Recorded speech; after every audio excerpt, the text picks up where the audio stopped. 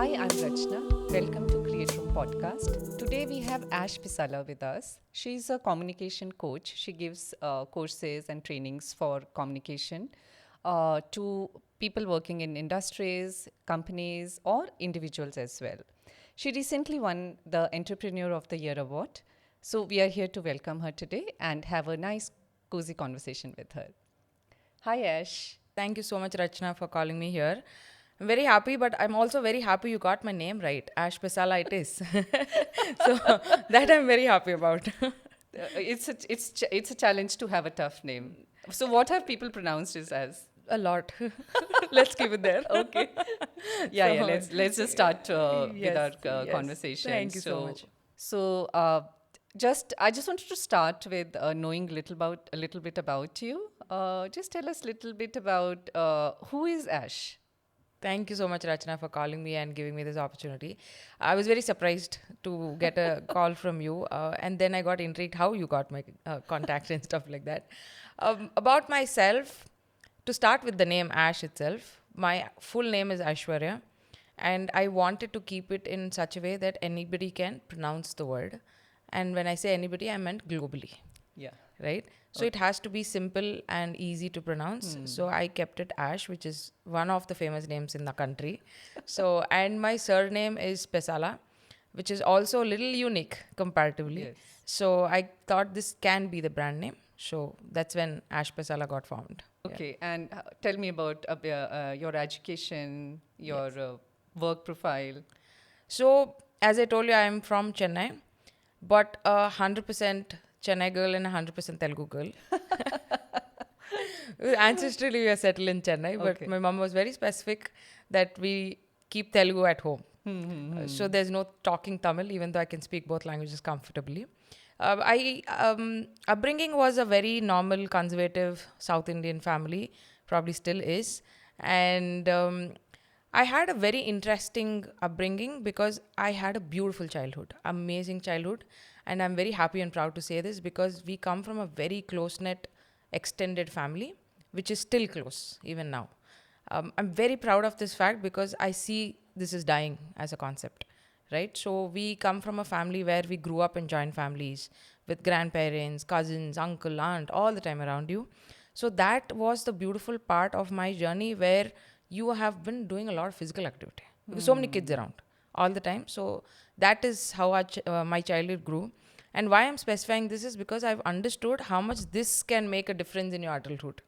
And I studied in that time it's called matriculation, if you know about Chennai boards. And I did my education in Chennai again. Not from the background I'm doing right now. It was completely different, like a lot of us, right? Something different. But my post graduation was something I decided I have to do something different from what I did in my undergrads. So I did mass communication, which is more to do with media, social media. Oh, that time social media was not there. It was more into media journalism and stuff like that. Also learned a little bit about psychology. So that's where bits and pieces of psychology came into my life. And from there, I took a break and came to Bangalore. Right now, I live in Bangalore. So in Bangalore, I started my career with working with preschools. And that is the best experience I would ever say because I was not a teacher, I was into the counseling, sales part of it. And I am the person who stands at the gate to receive the child every day. Like, whatever is going on in the world, you are forced to smile. You can't put a straight face with a child, right? I had told this back then to someone. I'm like, you can't do anything. You just have to smile. So automatically you become happy, right? So and that's the best experience of my entire working experience, I would say. And from there, I took a lot of different journey in my corporates. From preschool, I went to team building activities, then edtech, startups, lot of varied thing, but primarily into sales training and counseling. So this was my learning and my experience, which I use till now, from taking a smile from a child to making an adult smile. Incredible journey, I Right. must say. Yeah. Thank you. It's so endearing to hear that you had a good childhood, because we hear a lot of people complaining about my childhood was not good. So it's so nice that you had a joint family with all the cousins and all. So you founded this Talk Tune. I just wanted to ask, what was your mission and what's your vision behind this company? Thank you so much, Rachna, for the acknowledgement of my childhood. It is true in what shapes you is your childhood. And that is something which I realized before I started TalkTune. And the word TalkTune has two meanings to it. It took a lot of time for me to get to this word. And one is tune your mind to get the right words while you talk. And second one is while you talk, there should be a tune like a music note because all of us love to hear music as much as we can. So, like the music note goes up and down, like you see the chords, the voice also should have that because the best instrument you can have is your vocal cord. So, why not use it in the right way, right? So, both together is called talk tune. And I have a very, one more thing I just remembered while I'm telling you is first time when I told this word, my son was sitting behind me in the two wheeler, picking up from school. So I decided the company name. It's called Talk Tune. And he heard it as Talk to You. I said, that works, both works. Both work. So I'm like, okay, the name is working in any ways. In fact, recently also somebody said, talk to you. I'm like, also, yes. So the word is talk tune. The mission is very simple chaos to clarity. Trying to want people to understand why it is important to work on your mind to get out of your chaotic things which are going on in a daily basis to reach the clarity so that you sound confident. You sound clear. People understand when you talk. And the vision is to make sure every voice in the world is heard and powerful, which comes through clarity. As simple as that. So I tell people tune your mind to tune your talk. So that's the mission. Awesome. Thank you so much. That's so deep. Yes. A lot of work went into it. And I feel every company, when you start, you need to have a vision and mission because you need to know what are you doing, why are you doing. It's two different things. So In long term, what is it that you're trying to yes, achieve, yes, right? Yeah, yes, that's exactly. that's very insightful. Great. Thank you so much. The concept is amazing, Ash, I must say. So, just I would like to ask that you talk about mental noise Yes. and how you can help people to get the absolute clarity, right? Especially in high stake situations where we usually get confused or we are spellbound or we get nervous when we are like sales pitch or public speaking Right. situations like that, right? I just would like to know how do I know that I have a mental noise and what do I do about it? Mm-hmm. All right. A very simple question before I go to the answer to you. How often do you doubt yourself? Once in a while, I'll say. All right. Yeah. And when you have, as you mentioned, high stake Yeah. conversations or a sales conversation, in the conversation, before the conversation, do you keep questioning yourself? Am I doing right? Am I missing something? Am I prepared? Those kind of question comes into you? Not really. Or are you aware of someone who goes through these kind of things? Yeah, definitely. Right? Some of the colleagues, yeah. That's as simple Because as they that. falter when they're talking, Exactly. right? And when somebody asks question, they are not very sure what the question was, right? So they answer something else, and you can figure out they're nervous about the whole situation. So this is basically noise. As simple as that. But noise is much deeper concept. It starts from, as I was telling you the previous conversation, it starts from how you wake up in the morning. I have a client, we are working on public speaking, and he's an aspiring politician and all. So he came to me for public speaking, business communication, those kind of conversation. But you'll not believe one entire session just went out in understanding why his sleep patterns is affecting his time management. Because we went deeper and deeper. That's what happens during the sessions. And without a knowledge of understanding where it's going, sometimes it goes deeper with the permission of the client. So he started telling, I'm like, okay, let's start understanding time management. He said, my day is completely chaotic. That's also a sign. If you're not comfortable saying no, then you're chaotic because you don't know what you want or what you don't want. That is chaos. I can tell you even more simpler concept. let's say if you go out with a friend or a known or unknown person, how many times you come across a person telling you that you order whatever you want, right? That's because the other person doesn't know what they want. That's chaos, right?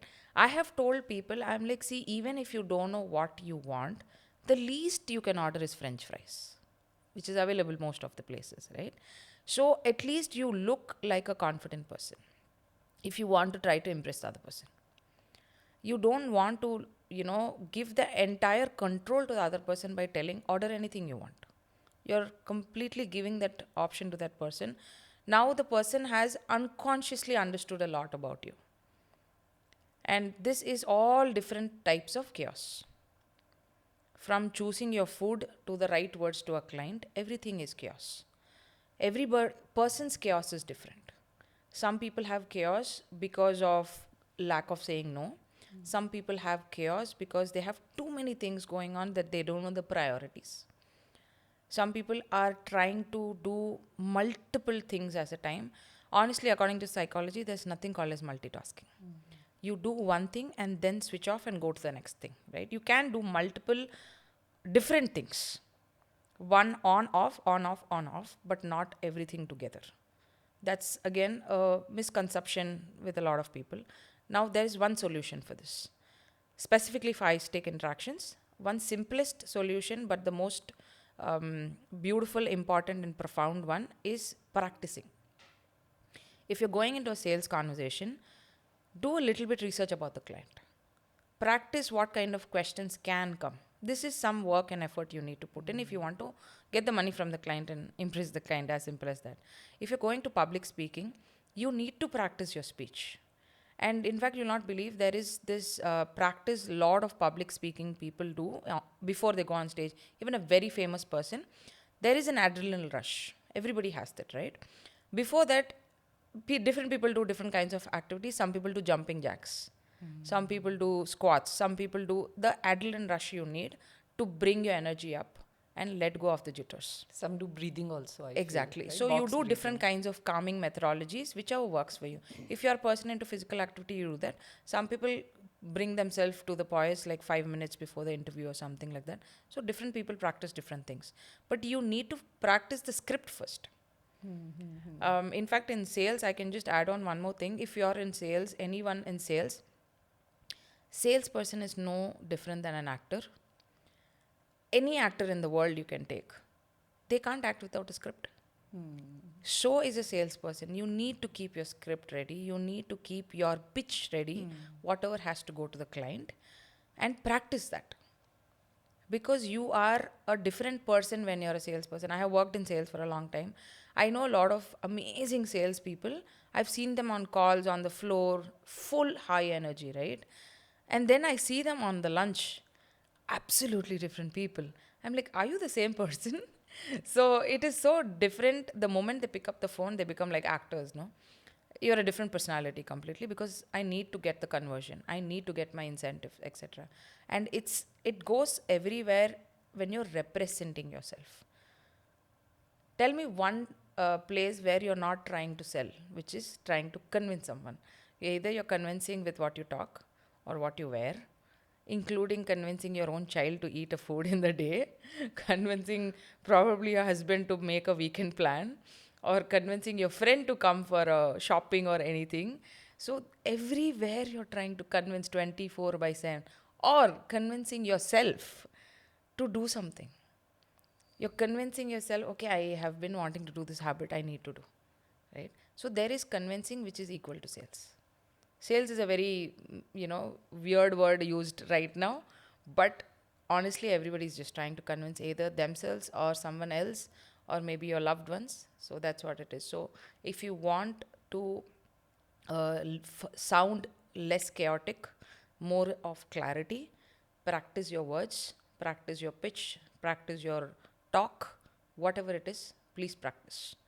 And then your delivery becomes very clear. So you're saying that all of us have mental noise. Everybody, each of us. Depends on percentage of it. It is an on and off process. Sometimes you tend to have a lot of things. So second practice which I tell people all the time is write. Paper and pen, not any technology. Write down. If you have 10 things going in your head, it might look very different. But when you write it on a paper or a book and look at it, you will start understanding that most of it doesn't make sense. Okay. If you write down even the 10 things which is running, and start, if you have 10 things, just see what are the 3 things which is in your control. And other 7 things might not technically be in your control, but you're still overthinking it. That is chaos. Do you speak from your personal experience? 100%. A lot. Because as I told you, there was a huge dip, like any human being having dips.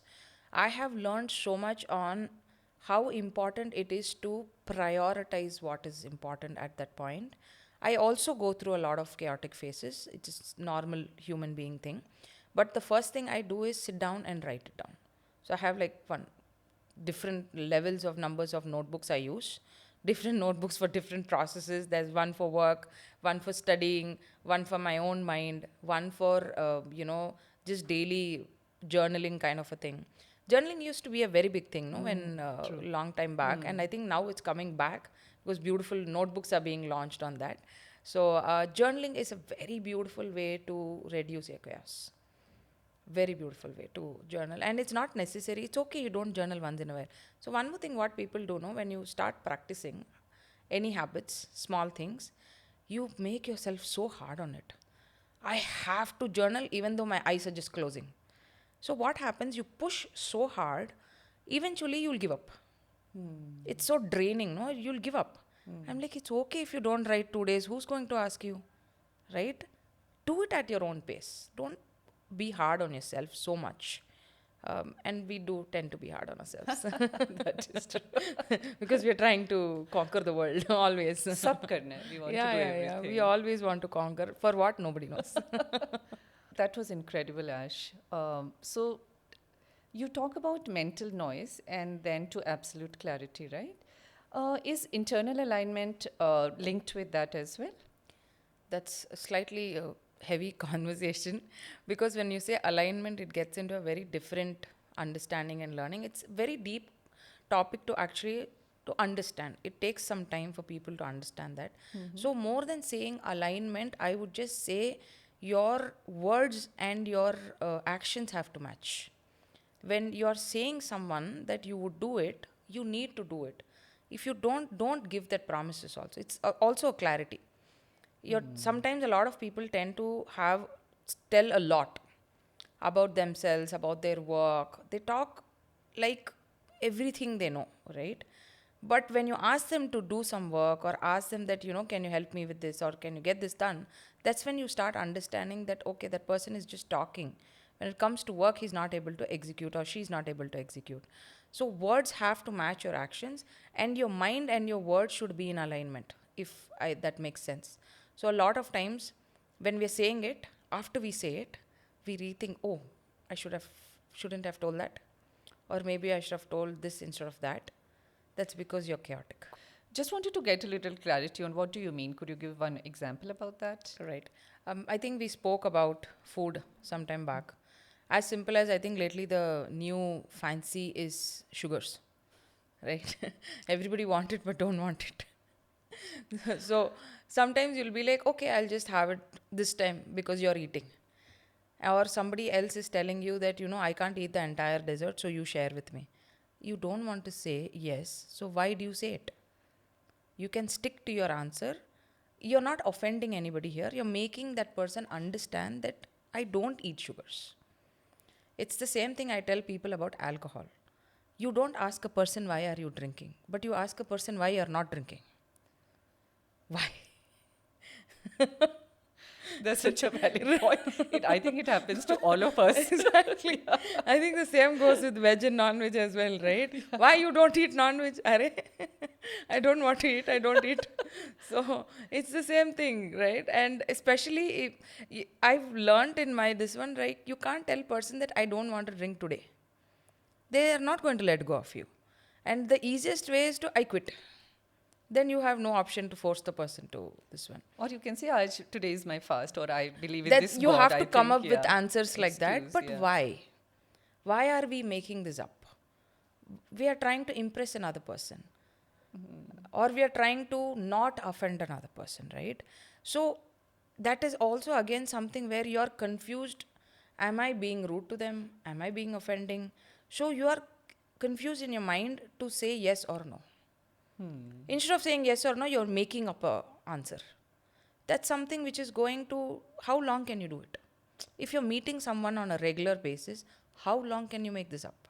True. Right? So rather either say no or yes. If it's something which can be offending to the other person, make them understand. Explain yourself. This is communication. Basic. And trust me, Rachna, most of the relationships are failing because of communication. And not that other person is what you're talking in a conversation. It's more about not able to communicate what you want. I want this, I don't want this, what's my boundaries, what is something I can accept, not accept. This is making or breaking a situation. It can be the relationship from the youngest person to the oldest person in your life. You'll not believe my recent learning, probably less than a year, I would say. I started working on my relationship with my parents. Trust me, most of us have challenge with relationship with our parents. You can be in any age group. We always have a relationship challenges happening, right? One of the common thing is you don't understand me or you don't listen to me. That's something we tell our parents or we expect our parents to listen, right? But one of the things you need to start accepting is, have you told your parents what you do and don't you? You'll not believe, I'll give you a real example of my own self. This is when I understood how much I have grown myself in the relationship with my father. As I told you, I come from a very conservative South Indian family and all those things. So, all these so called bad habits of drinking, smoking, everything, which I don't go by the term as well, um, is one time he called me, he had a conversation recently. He's like, I heard you started partying, you started drinking, da da da, and all those things. I'm like, okay, that's a statement. What's the question? Your father asked you? In the phone call. I listened to him completely. I'm like, Papa, you're giving statement. What is the question? He's like, are you drinking? I said, no. I quit long back. I don't. He's like, oh, okay. And then he didn't know what to answer. And then I'm like, what do you expect me not to go out? He's like, no, no, go for dinner and all. Please go. I'm like, Papa, in Bangalore, every restaurant serves alcohol. And the irony was, he was with me a month back in Bangalore, and we had gone to eat pizza with kids, grandchildren, everybody there. And he had a small drink. I'm like, we were eating pizza, and you had a drink. So every restaurant serves alcohol doesn't mean that I'm drinking, or doesn't mean that everybody is drinking, right? It's just the culture. So once I started explaining these things to him, he started listening to me. And I'm like, so you expect me not to go out? He's like, no, no, go out with your friends, go for dinner and everywhere. Exactly, I do that. And also, I gave him a culture shock. I'm like, see, even if you go party, no, SNI ki, like they show in movies, no, people come and fall on you. Nothing happens like that. We go as friends, we sit down, we talk, we come. That's all we do. So slowly I was educating him about what's the reality of life, right? And this happened because I started accepting the way they are. I started making this basic relationship of accepting, okay, why am I trying to change them? Why am I trying to make them understand my life, which is so contrast for them? And once I started working with them, my relationship has become so beautiful with them right now. I don't bother if I'm calling, if I'm picking up a call at even 11 o'clock in the night, if I have to tell my father I'm out, I am out. Please accept it. I am out. And I'm telling it to you. I'm out. So they don't have to think another 100 things, what she's doing, what she's not doing. Is she safe? Is she this, that? That doesn't happen anymore. So you think there can be situations where the parents will not be so open-minded and accepting about that fact? Yes, which is my parents as well. But slowly, the education of teaching them what my life is has started. That's what I meant. The communication is, we need to start explaining to people what kind of people we are. Now, one of the standard, fear for any parent is safety. Being a girl, another thing as well, safety, right? I have told my parents, I'm like, see, if I am with no one, if I'm alone, obviously I'm even more careful. I am not in an age where I'm going to do something really careless. I'm only talking about myself. I am going to be extremely careful of what I'm doing. I'm not going to fall into any unnecessary problems, right? I'm going to be very careful. And sometimes I keep reminding my parents, I have a child. I am a mother of a 13-year-old, so don't forget that. So I'm not going to do anything weird because forget you, I need to answer my child. Right? So that is something which happens. And Rachna, why I was telling this example is once you start learning how to communicate with your own parents, your own blood, it gets easier to communicate to the outsider. So it can help you in professional life Absolutely. as well. Professional, your partners, your friends, your new people you meet. If you start learning where to put your foot down, I'm not saying be harsh, be rude. No, that's absolutely not what I'm trying to tell. I'm trying to tell be patient in explaining yourself to people. And one more beautiful thing what happens is when we are talking, I'm explaining something to you, I am having a preconceived notion that you already know about it. Or how can you not know about it? Oh. I have a preconceived thing, let's say most basic thing I'm talking about. I have a preconceived notion that you should be knowing about it. And if you don't know about it, I'm like, how can you just not know about it? It's so simple. It is simple for me, not for you, right? And I'm telling this because I'm a person who loves to travel. I travel on work and on personal. I've traveled around the world. And I travel to talk to locals. I travel to know the culture of the locals. And I travel to understand what is their lifestyle, food, everything. If if I can tell you, the food and your language can change your way you think about your life. Can you elaborate a little bit? I'll give you a simple example. I think one of the most famous one which we all probably talk about in India is we know there is a particular slang used in Delhi. The way they speak, words they use is like that. So the atmosphere of Delhi culture is very fast paced and very harsh. People are very harsh there, right? And I'm just talking about the general perspective, not naming anything about Delhiites, general. But if when you go to a little bit south, people are a little bit more calmer. Even in Tamil Nadu, I'll tell you, I come from Tamil Nadu. So there is this place called Madurai and there is this place called Tirunelveli. Okay, both are Tamil Nadu, both are Tamil speaking language, but Madurai Tamil is very straightforward, very direct. So they sound harsher. And when you switch to Tirunelveli, very soft spoken people, very respectful, very calmer, quieter, and all those things. The entire atmosphere changes. So the way your language resonates your behaviors. And this is a study. Your food also resonates your behavior because of the spice. Spice can also make the same thing. So this I have learnt in traveling as well. People, again in Europe, because there are so many countries there, I was going on road, driving down. We were crossing countries from France to Italy. France are the language is very beautiful, soft language, right? Even they scold, it sounds very beautiful. So that was happening. And then I was driving down to Italy and we were on maps, obviously, we were figuring it out. And somewhere I'm just stuck. Like I'm driving around, I'm just figuring out and I'm just getting bad words coming out from in Italy. They're screaming, yelling, okay? And I'm like, what? When I stopped in France, you were all fine. When I stop in Italy, it's different, right? My experience, like, but again, in regions of Italy, also is different. A lot of people have told me Italian people are very soft spoken. So it is different regions again. So the language can tell a lot about your upbringing. Food can tell a lot about your upbringing. And last one is my favorite, but not very highly accepted, is our belief system. Belief system is equal to conditioning on. So according to psychology, if you have a very strong belief about any concept, you try to find facts and proofs to make it right, but not necessarily. So once you break that pattern, you will see growth.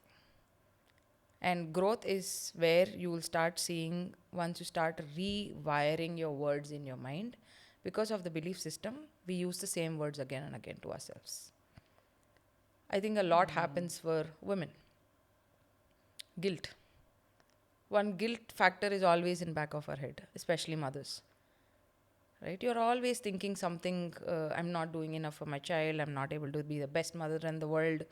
Nobody is the best mother in the world. Nobody can be. You're still human.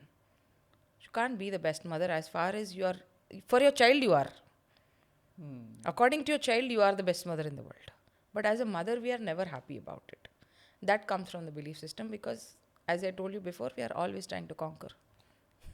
I think every mother is guilty of what you're saying, the conditioning, but it's very difficult to, first of all, understand.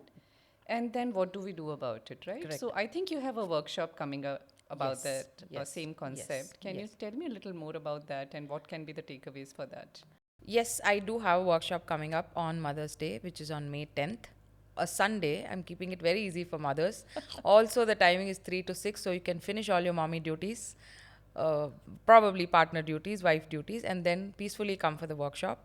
Have a workshop which is specifically called Identity Beyond Mom. Now, this entire curation of this workshop itself, I felt it's the most required and the important workshop for every mother right now, because this is something which I started getting a lot during my workshops as well, where a lot of mothers are having this identity crisis, where they're trying to understand, what am I? If somebody is not calling me mom, what else am I? You're working, you're not working, different. That's not something which is satisfying them.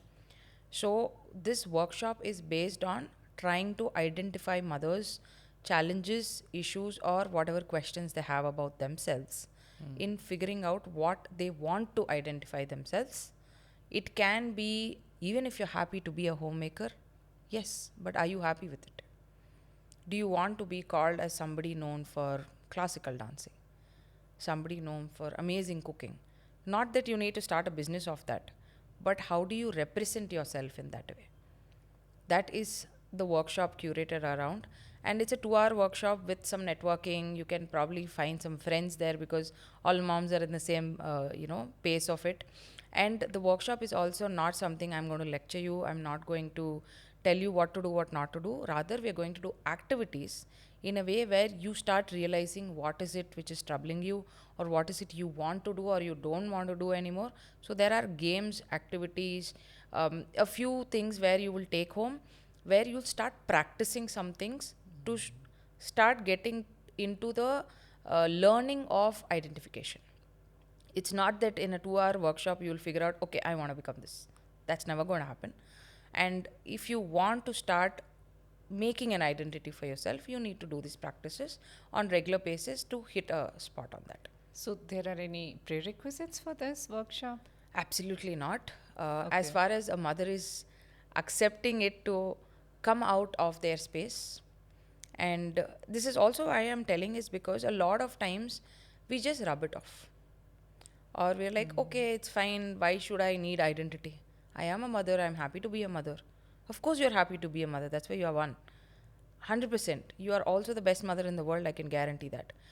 But are you having that all the time thought process is that if you have that small break in a day, let's say your children have gone to school, maybe they've gone to some classes, whatever it is, even not classes, after one age, they might be doing their things by themselves, right?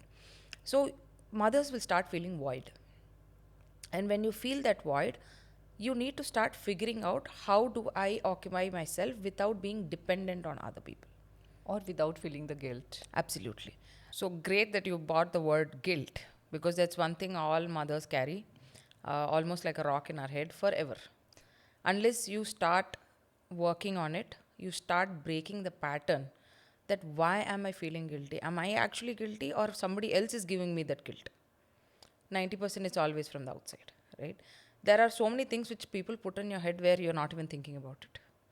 It can be even, what you fed your child or didn't feed your child. And social media is also another thing to give you as much as guilt as possible, unfortunately. There are good things in social media. I'm not saying social media is bad, but there are good and bad to it. You need to know what you want to observe and consume. And same thing goes with your peers. What kind of peers you have around you? Are they supporting your growth? Or are they questioning everything you do? This makes a huge difference. And when I'm talking about this, I'm not talking just for mothers, I'm talking for everyone. If you're talking about, personal identity crisis is not just for moms, it is bigger for moms, I would say. But every person is going through a personal identity crisis. In fact, one of the things which I do with clients is, uh, one is personal clarity and other is professional clarity. I have senior leaders working with me. As much as they're in a very good position, amazing companies, they don't feel connected to it. To their role? Yes. Or they're like, I've been doing this for 20 years and I don't know what am I doing in the right path. Am I doing it because I'm trying to survive? There is two difference from survival mode and living. So And you're saying most, that guilt can be in any aspect of the life. yes, So the yes. workshop you're doing is, how do I know that I need this workshop? First space, I will be very happy if mothers come out and try something new. Because a lot of times I have personally seen mothers taking that step of doing something for themselves, very importantly. We might step out to a mall and buy 10,000 rupees worth beauty care, but we wouldn't invest even 5,000 rupees for our own personal growth. Or mental health? Mental health, very importantly. Again, the word mental health is kind of a taboo because you can't go and tell anyone that I don't feel good, I feel low. So, one of the things what happens is when you're feeling low, you start feeling guilty. I'm not able to, take care of my child. I'm not able to be happy around him. I'm feeling low. It's okay. Your child can understand you, and your child is the best partner you can have once you start expressing to your child. And I tell this small, simple, very profound practice which I started doing with my child. When I started, I didn't know the reverse effect of what it gave me. Forget the child.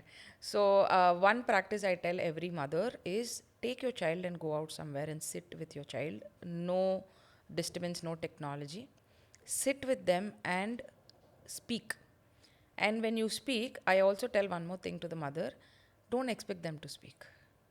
You start expressing yourself.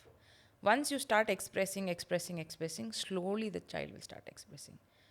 And again, second thing, what a lot of times mothers do is, as when I ask this to mothers, do you have a conversation with your child? It's like, yeah, I speak to my child a lot. Do you speak to your child or do you give advice to your child? Both are different. Mostly we are giving advice, or mostly we are telling, do this, don't do this, why you did this, etc. No, that's not a conversation. That's probably a command or telling what to do, what not to do.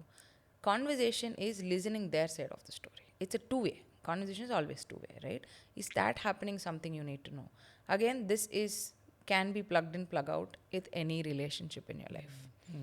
Am I the only person talking in this equation, or is there both inflow and outflow of conversation? Right? So, this is all some things where slow understanding of what's going right or wrong around you.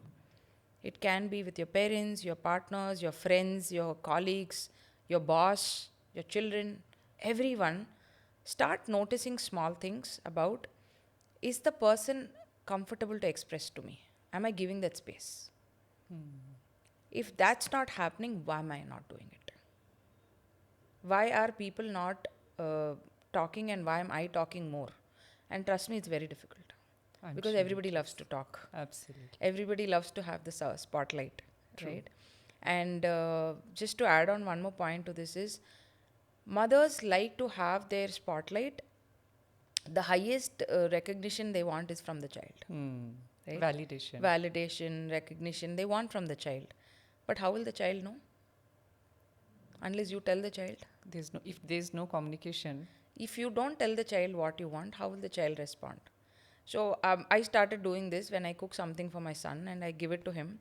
He's eating and he doesn't respond. He doesn't say anything. I'll just stand next to him. It's like, what, mama? Tell something. You're eating. It's like, it's nice. It's always nice. Nuh-uh. Give me a specific word. So I'm giving him the practice. Acknowledgement is important. Start with me. Then it will become a practice with everyone you are around. It's like, why I should tell you what is there? You only know. No, Baba. It starts from home. Thank you starts from home. I love you starts from home. And any acknowledgement starts from home. You practice at home and then you automatically tell outsiders, right? I keep asking people, how many times have you told thank you to your loved ones? I've asked men also this. How many Wow. times do you say thank you to your wife? No, you don't, right? Or you will be like, oh, she's just my wife. Yeah, she's doing it. What she's been doing it forever. Tell thank you once and see. You'll see the difference. Especially, I think in India, we are not taught to express ourselves very, Absolutely. very openly. And I'm so happy to see your bond, with your Thank you. son. It's very inspiring, although Thank you so he's much. very young, but the kind of bond you share with him. When you talk about guilt, I just want to ask one simple question. What do I do when people around me are making me feel guilty as a mother for some doing or not doing something? What do I do? How do I handle that? One is I want you to have a clarity of what kind of a child you want. For example, some parents are very specific. They want child to be academically performing, right? Very good for you.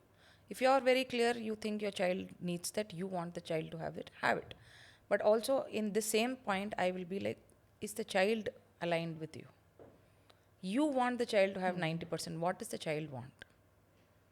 It's okay to accept what the child wants. It's not your life. It is their life. They need to grow into it. And second thing is, the more you force your belief system into your younger ones, it's difficult. And it reverse, it becomes guilt. Oh, whatever I tell, they don't listen to me. They don't do what I'm telling them to do. And there's another example I tell in this also is, if you want the child to listen to you, you first need to listen to your child. A lot of times what happens when we are working or maybe cooking, whatever, you're maybe occupied with something, the child will come and say, Mama, I want to say something to you, or Papa, I want to say something. Both parents I'm talking about. If we are occupied, we'll be like, I will talk to you later. But do you talk to the child later? I don't know how many do that, right? Maybe, maybe It is not. questionable. True. That is where the question of not listening comes to. The more you listen to your child, the more you'll understand what the child wants and doesn't want. And it is time for the parents to start accepting, changing your belief system, changing your wants and dislikes and likes on your child. I want the child to get 90%. Doesn't work that way. What the child wants is they are academically interested or probably in sports or music or whatever it is. Make them learn. And the guilt part, coming back to the point, if you are very clear about what your child is doing and not doing, you can talk to the world. Yeah, I'm fine with it. If the mother is going to tell, I'm very fine if my child is getting 70%, what is the other person respond? You don't have a response on that. If the parents are confident on what their child are, nobody can guilt trip you. So please be confident what your child is, what your child want to become, and support your child in whatever they want to become. It's okay to not do the stereotype. It's okay to go a little different. I'm very sure that what we were thinking Yeah. we will do and what we are doing is absolutely different. And the world is, nobody knows where it's going. We have come from, I think, what, tape recorder to AI now. So let's keep our mind open what's coming in the world. So yeah, Absolutely. So this reminds me of a quote that says, "Nobody can make you feel guilty without your permission." absolutely. So that just sums it up. So this was beautiful. I just want to ask you one last question. If I want to enroll for the workshop, how do I do that?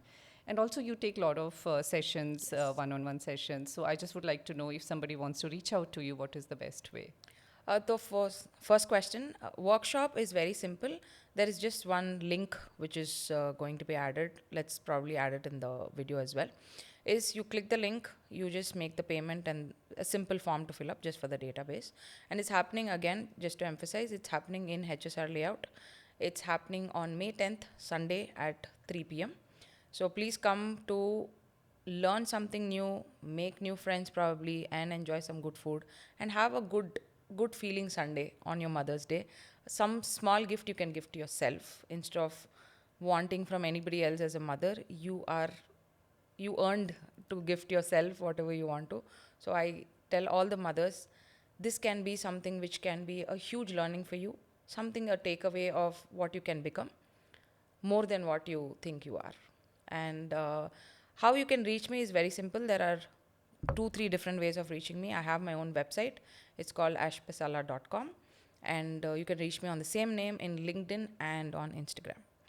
So as simple as that. So I do one-to-one session primarily for individuals on personal clarity, and if people are working or businessmen or businesswomen, I work with professional clarity, which is more into business communication, sales, networking. Personal clarity will be more working towards the self-doubt, public speaking, internal communication, the chaos to clarity one. That happens both sides. But if you want to focus more on your personal clarity, we do that. Or you work on your professional clarity, work on that. And one last thing I do is organizational clarity, which is group sessions for corporates. I think this is also one most important one because everything is changing in the world. And corporates are facing huge changes right now, from Gen Z entering the market to AI entering the world. People are very confused. They feel very chaotic on handling both human new generation and technology new generation. So I do this as well. So yeah, ashpesala.com. Ash, this session was so insightful. And as a mother, I'm a mother myself, so I can feel the guilt that I have had throughout my life. And I really wish there was someone to tell me at that time. But I'm glad you're doing this workshop, and I'm sure a lot of mothers are going to benefit from this. So I request mothers to just come out of their shell. Don't worry too much about it. Right. Don't overthink. It's going to be very helpful. So I'd request the mothers attend this workshop. So I'm looking forward to meet you soon on Mother's Day. Thank you so much. And let's rock it. Yes, thank you so much. Yeah. Thank you.